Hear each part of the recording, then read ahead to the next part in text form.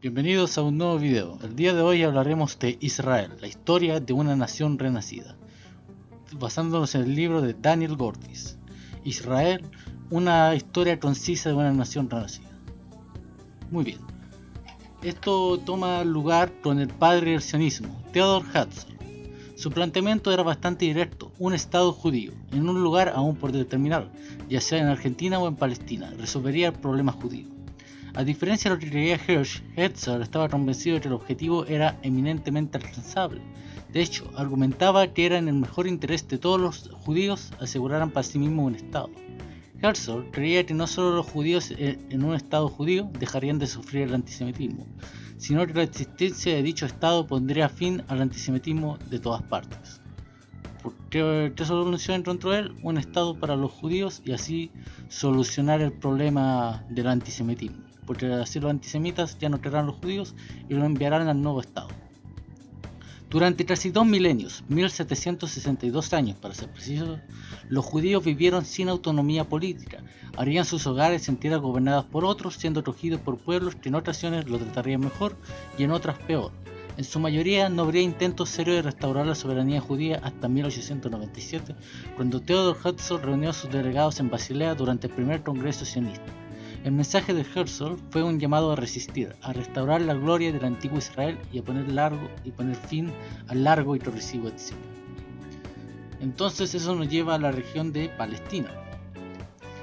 Y resulta ser que tuvieron varios gobernantes. Inicialmente eran los cananeos y los israelitas, después el Reino Unido de Israel y Judá, después los reinos divididos de Israel y Judá, después el imperio neobabilónico, después los romanos, después los cruzados, después el imperio otomano y finalmente el mandato británico y después la relación al Estado de Israel y los territorios palestinos, que se mantiene hasta el día de hoy estos gobernantes en la región.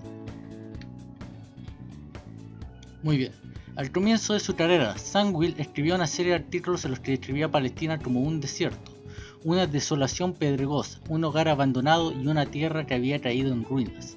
La interpretación popular de su visión era que Palestina era una tierra sin pueblo esperando a un pueblo sin tierra. Eso, por supuesto, no era del todo exacto, sin embargo tampoco era completamente falso. Si bien había personas en Palestina, no estaban organizadas de una manera que se aproximara a lo que los europeos habían esperado. Los otomanos habían controlado Palestina desde 1517, pero prácticamente no habían hecho nada para desarrollarla. Sin embargo, aunque pobres y mal organizados y sin una identidad cohesiva, había personas viviendo allí en la tierra y no estaba vacía. Había varios cientos de miles de personas en Palestina, la mayoría de las cuales eran árabes. En su mayoría llevaban vidas rurales dispersos en 7 u 8 cientos de aldeas a lo largo de la región. Entonces esto nos lleva a las primeras aliyas, la segunda y la tercera aliyah, la cuarta y la quinta, que son las oleadas de inmigración judía a Palestina. Y es importante tener en cuenta la persecución judía en estas inmigraciones. Por ejemplo, en la tercera aliyah, una nueva ola de antisemitismo en Europa y enfrentamientos armados en Rusia derivó en 100.000 y 200.000 judíos asesinados. La declaración de Balfour, el apoyo británico. La declaración fue una carta enviada por Arthur James Balfour, entonces ministro de Relaciones Exteriores del Reino Unido, a Lord Lionel Walter Rothschild, un líder prominente de la comunidad judía británica. El texto principal decía: el gobierno de su majestad ve con buenos ojos el establecimiento en Palestina un hogar nacional para el pueblo judío y empleará sus mejores esfuerzos para facilitar el logro de este objetivo, quedando claramente entendido que no se hará nada en que pueda perjudicar los derechos civiles y religiosos de las comunidades no judías existentes en Palestina, ni los derechos y el estatus político que disfrutan los judíos en cualquier otro país. La conferencia de San Remo de 1920. La conferencia de San Remo fue una reunión en la que las principales potencias aliadas de la Primera Guerra Mundial discutieron y tomaron decisiones claves sobre la reorganización del Medio Oriente después de la caída del Imperio Otomano. El elemento más significativo de la conferencia de San Remo fue que el 25 de abril de 1920 los participantes reconocieron la declaración de Balfour de 1917, incorporándola a sus resoluciones y otorgando oficialmente a Gran Bretaña el mandato sobre Palestina. Ahora la idea de que los judíos tendrían un hogar nacional en Palestina no solo era una política británica, sino que se convertiría en la posición expresada de los vencedores de la Primera Guerra Mundial. Naturalmente, los árabes palestinos se enfurecieron y, siguiendo un patrón que se repetiría con frecuencia, respondieron con violencia. En 1920, en Jerusalén, árabes en disturbios mataron a 6 judíos e hirieron a otros. En 1921 estallaron disturbios en Jaffa, que pronto se extenderían a otras áreas. Estos disturbios dejaron un saldo de 4 docenas de judíos muertos, entre ellos Joseph Scheinbrenner, un escritor y activista sionista. La masacre de Hebrón de 1929. Al final de la matanza, 133 judíos yacían muertos, 67 de ellos solo en Hebrón. Cientos de judíos que sobrevivieron a la masacre fueron salvados por sus vecinos árabes, algunos de los cuales ocultaron a los judíos en sus propios hogares, a gran riesgo personal. No obstante, la comunidad judía de Hebrón, que había sido establecida 4 siglos antes por judíos refugiados de España y era una de las comunidades más antiguas del mundo, fue totalmente destruida. En 1931, un grupo de combatientes profundamente influenciados por Zev Jabotinsky se separó de la Haganah, la principal organización de defensa judía en Palestina, para crear su propia facción armada. Este grupo ya no esperaría ser atacado, sino que tomaría la iniciativa y llevaría la lucha al enemigo. Inicialmente el grupo fue llamado Haganah Bet o Haganah Bet. Más tarde cambiaron su nombre a Irgun Tzibes Leum, o la Organización Militar Nacional, y se les conoció como la IRGU. La inmigración a Palestina alcanzó otro récord histórico, con 61.000 judíos llegando entre 1933 y 1936. En total, entre esos años, la población judía de Palestina creció de 234.000 a 384.000. Los judíos, que representaban solo una quinta parte de la población, pasaron a constituir casi un tercio. Los locales sentían que su forma de vida estaba siendo desplazada por la creciente marea de inmigración judía. Una vez más, la frustración árabe estalló en violencia. El 15 de abril de 1936, árabes dispararon a 3 conductores judíos cerca de Tulka, lo que hoy sería Cisjordania.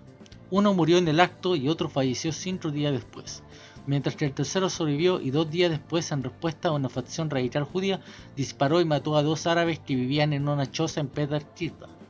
Ese mismo día, durante el funeral de una de las víctimas judías, estallaron protestas anti-árabes y anti-británicas.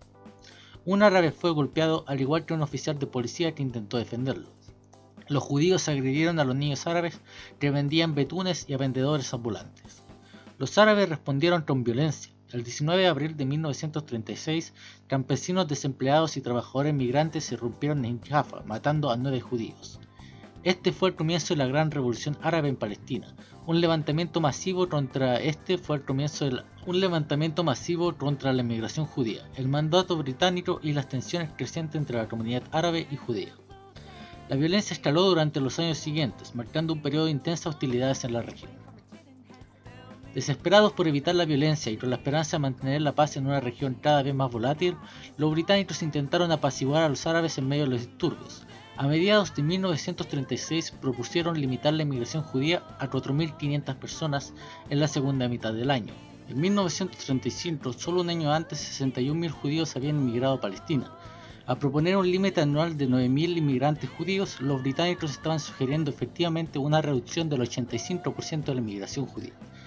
Sin embargo, de manera sorprendente, los árabes rechazaron incluso esta oferta, exigiendo que no hubiera inmigración judía en absoluto.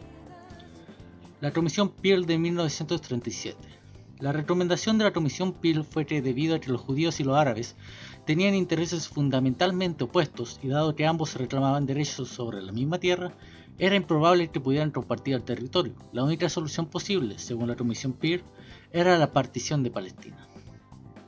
La Comisión proponía un Estado judío en solo una pequeña fracción de la tierra en Palestina. Según su plan de partición, el 20% del territorio sería asignado a los judíos, mientras que aproximadamente el 70 y el 75% se destinaría a los árabes. Aquí lo pueden ver en este mapa como la región verde le pertenece a los judíos, incluyendo Tel Aviv, Haifa, Nazaret, Acre, Safat, Tiberias, mientras que la área amarilla es el Estado árabe, como Nablus, Jerusalén, Hebrón, Beersheba, Gaza, mientras que el color rojo le pertenece al mandato británico, que sería Bethlehem, Jerusalén. Mientras que la comunidad judía aceptó la recomendación de la Comisión Peel, los árabes la rechazaron de manera rotunda. Siguiendo su patrón habitual, los árabes respondieron a la propuesta tronó una nueva ola de violencia, dirigiendo su agresión no solo contra los judíos, sino también contra los británicos. Entre los muertos se encontraba Lewis Andrews, un funcionario británico encargado de organizar los viajes de la Comisión Pearl en Palestina. Andrews, conocido sionista, fue asesinado el 26 de septiembre mientras se dirigía a una iglesia. Los luchadores por la liberación de Israel.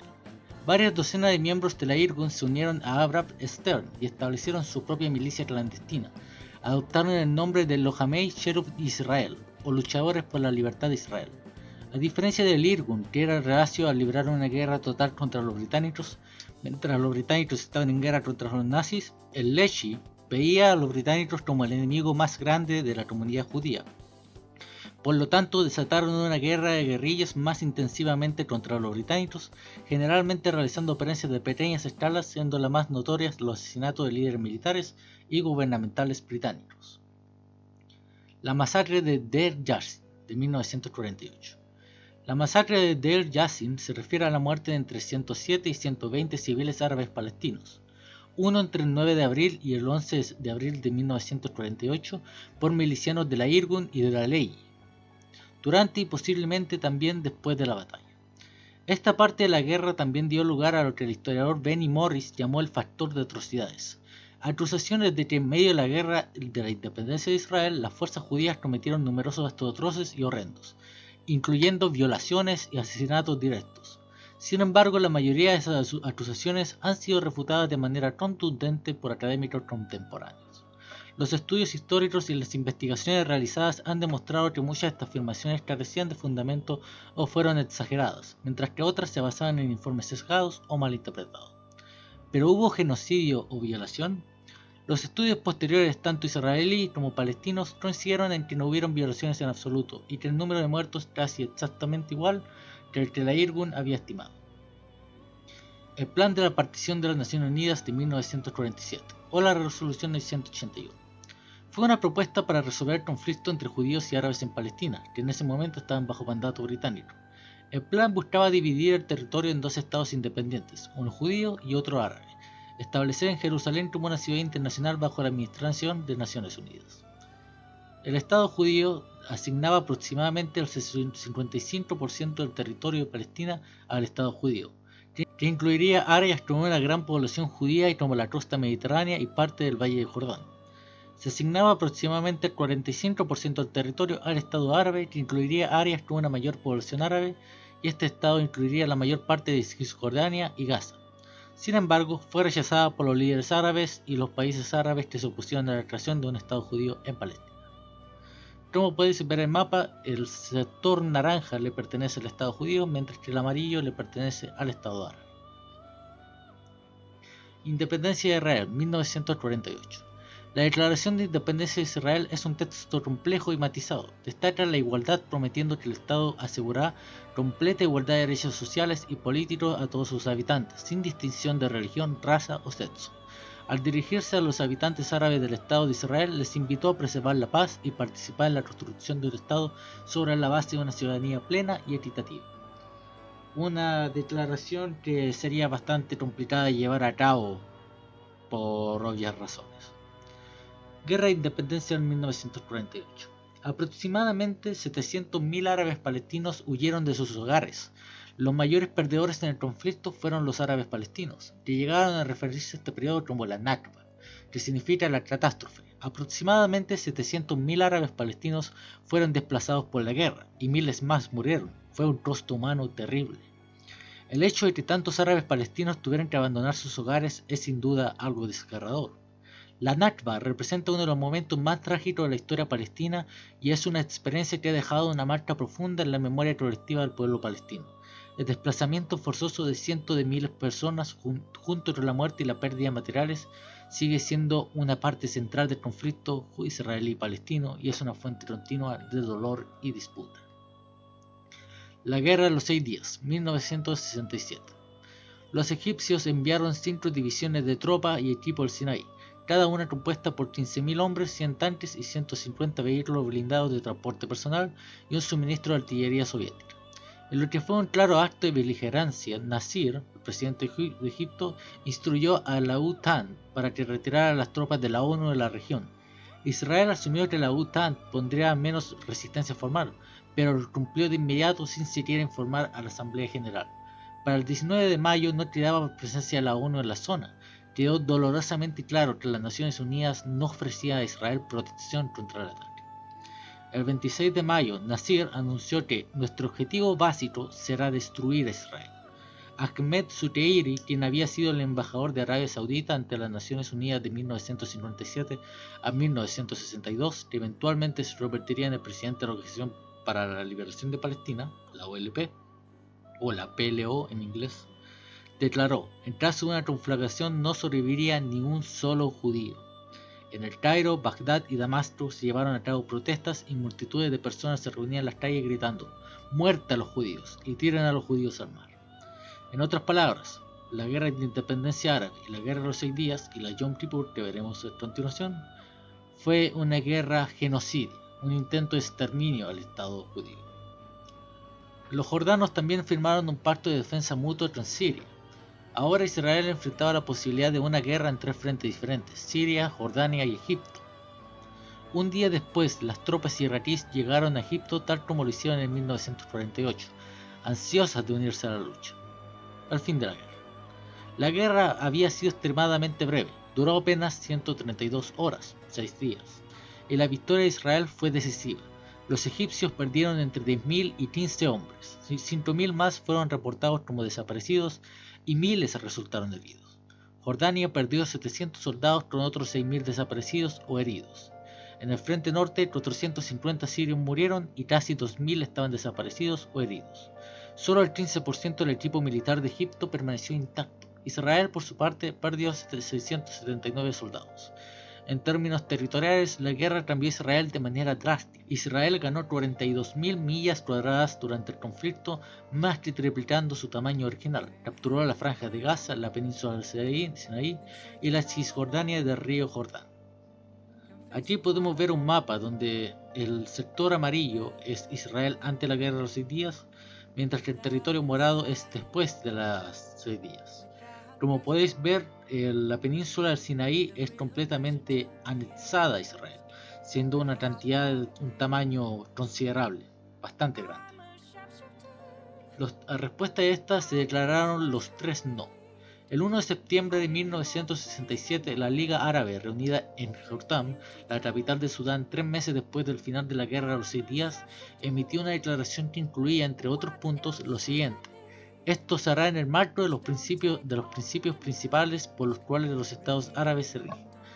No a la paz con Israel, no al reconocimiento de Israel y no a las negociaciones con Israel, e insistencia en los derechos del pueblo palestino en su propio país. La guerra de Yom Kippur de 1973. El costo en vidas humanas fue muy alto. Las bajas árabes ascendieron a 8.000 muertos y 19.000 heridos. Aunque algunas estimaciones israelíes afirman que las pérdidas reales fueron el doble, 15.000 muertos, de los cuales 11.000 eran egipcios y 35.000 heridos.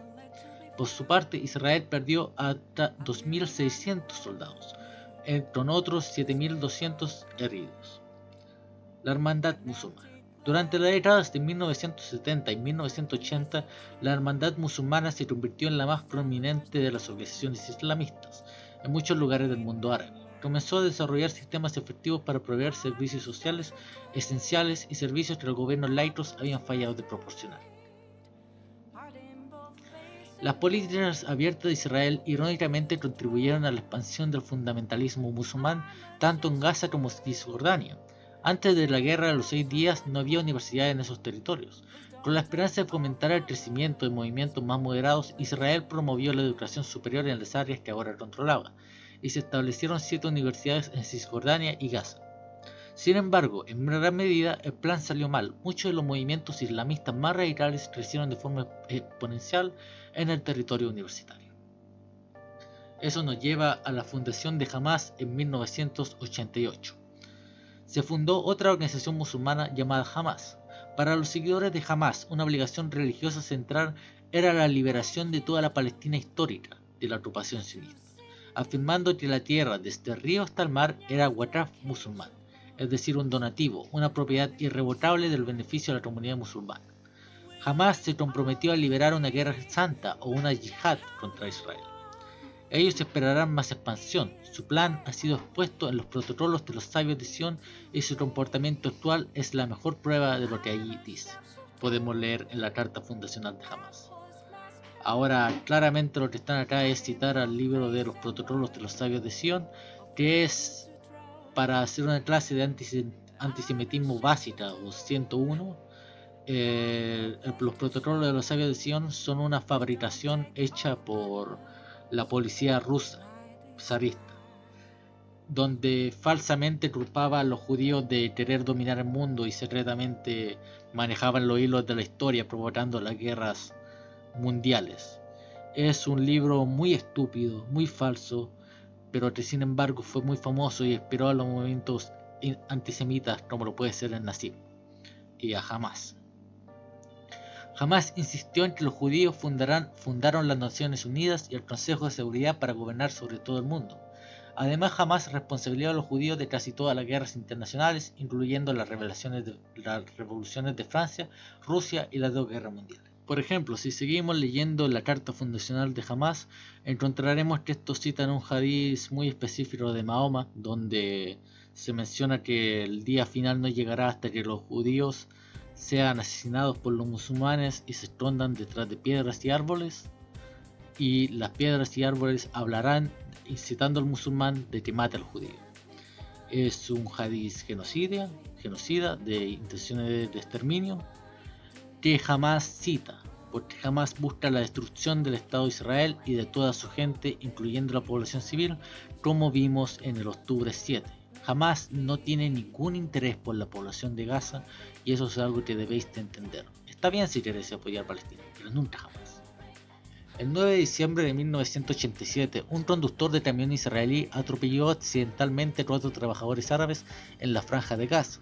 Provocó una explosión de ira y violencia en las calles árabes tanto en Cisjordania como de Gaza.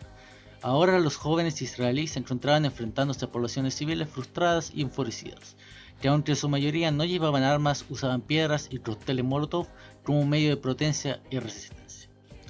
Mientras tanto, en las negociaciones de paz, los acuerdos de Oslo. Los acuerdos de Oslo, que delinearon un acuerdo destinado a durar hasta 5 años mientras se negociaba un acuerdo permanente entre israelíes y palestinos, establecieron la creación de una autoridad palestina que administrara el territorio bajo control palestino. A su vez, las fuerzas israelíes se retirarían de partes de Gaza y Cisjordania, como parte de un acuerdo de reconocimiento mutuo. La OLP, la Organización para la Liberación de Palestina, reconoció el Estado de Israel y se comprometió a abandonar la violencia contra el Estado judío. A cambio, Israel reconoció la OLP como representante legítimo del pueblo palestino. Los acuerdos de Camp David del año 2000. En las conversaciones de paz en Camp David, el entonces primer ministro Israel Ehud Barak estaba decidido a alcanzar un acuerdo integral. Ofreció a Yasser Arafat, líder de la Organización para la Liberación de Palestina, la OLP, el 92% de Cisjordania y algunas secciones de Jerusalén para el futuro Estado palestino. Sin embargo, para la sorpresa del equipo israelí, Arafat y su equipo de negociadores se negaron siquiera a considerar tal oferta. La negativa palestina se basó en varios factores, entre ellos la percepción de que las propuestas de israelíes no satisfacían las demandas claves de Palestina, como el control total de Jerusalén y una solución justa a los refugiados palestinos. En diciembre de 2013, en una conferencia en Jericia, el primer ministro israelí Ariel Sharon declaró su intención de retirar unilateralmente las fuerzas de defensa de Israel de la franja de Gaza y de eliminar todos los asentamientos judíos de la zona. Entonces tú tienes que Israel entrega Gaza a la autoridad palestina. Sin embargo, excepto el final de la paz, jamás una organización terrorista que ha jurado la destrucción de Israel ganó por un margen estrecho el voto popular. Tras su elección, los funcionarios de Hamas declararon nuevamente que no reconocerían a Israel ni negociarían con él, reafirmando su postura extremista con el Estado de Israel. Y eso nos lleva a la matanza de octubre 7, donde Hamas mató brutalmente a 1.200 civiles israelíes e inició esta fatal guerra donde los que más sufren es el pueblo palestino.